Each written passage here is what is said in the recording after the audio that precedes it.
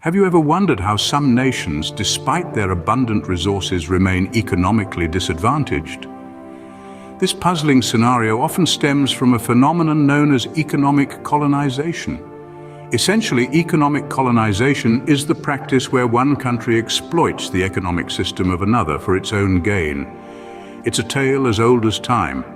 For instance, during the Age of Exploration, European powers economically colonized vast regions of the world, leaving a lasting legacy of economic disparity. But how does this play out? It could be through unfair trade agreements, resource exploitation, or even manipulation of local industries. The effects are far-reaching. Economically colonized nations often grapple with poverty, inequality, and underdevelopment. Citizens bear the brunt of these issues, facing lower living standards, limited opportunities, and an uncertain future. In essence, economic colonization leaves countries vulnerable, often leading to a cycle of debt and dependency. As we delve deeper into this topic, we'll uncover how this cycle manifests in the form of debt traps. Now imagine a situation where a country is so heavily indebted that it loses its sovereignty.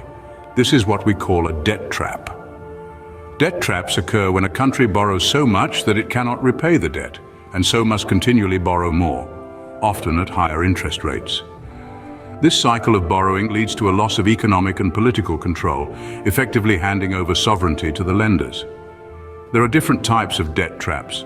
For instance, the International Monetary Fund, or IMF, often lends money to countries in economic distress, but these loans come with conditions that can lead to further economic problems.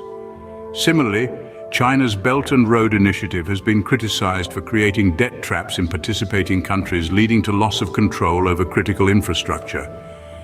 These debt traps manifest as increased borrowing, loss of sovereignty, and economic stagnation. But remember, debt traps are not just about money, they are about control and power. Let's take a journey around the world to see how this plays out in real life. Our first stop is Pakistan, where the Chinese debt trap looms large. Pakistan has been borrowing heavily from China to fund infrastructure projects. But as debt mounts, it risks losing control over its own resources and sovereignty. In South Asia, Sri Lanka offers a cautionary tale. After struggling to repay Chinese loans taken for the Hambantota port project, the country had to lease the port back to China for 99 years, essentially ceding a part of its sovereign territory. Next, we turn to Southeast Asia.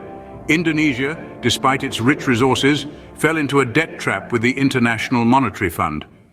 The stringent conditions attached to these loans led to economic policies that prioritized debt repayment over public welfare. Our journey takes us next to Africa.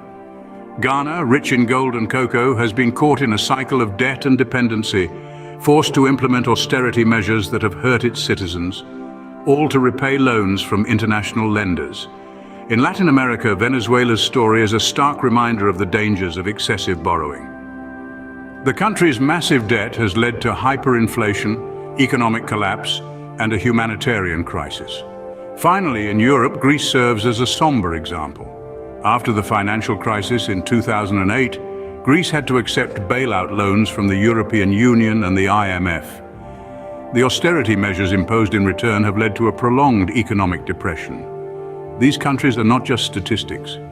They are a stark reminder of the real-world implications of economic colonization through debt traps. So what can we do about this global problem? The answer lies in global cooperation. Economic colonization through debt traps is a complex issue that requires a united front. International organizations, individual countries, and civil society must come together to address and prevent this form of exploitation. But how? First, we need transparency in all international lending and borrowing agreements. Sunlight, after all, is the best disinfectant. Second, we need to strengthen the financial management systems of developing countries. This can be achieved through capacity building and technical assistance. Third, we need to encourage sustainable borrowing and lending practices. This means that lenders should take into account the borrowing country's ability to repay without compromising their development goals. Finally, international organizations like the United Nations and the International Monetary Fund must play a proactive role in monitoring and regulating international financial transactions. Change is possible, but it requires a collective effort. We can't afford to ignore the problem of economic colonization through debt traps any longer. For those of you who wish to delve deeper into this topic, there's an excellent resource we recommend. Professor Ali Inan, a renowned analyst and mentor, has a detailed video discussing an essay on economic colonization through debt traps.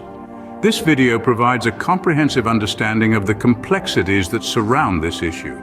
The link will be in the description below. Remember, knowledge is power. Let's continue to learn and grow together, so subscribe, like, and share the video. It's through awareness and education that we can begin to address and combat economic colonization.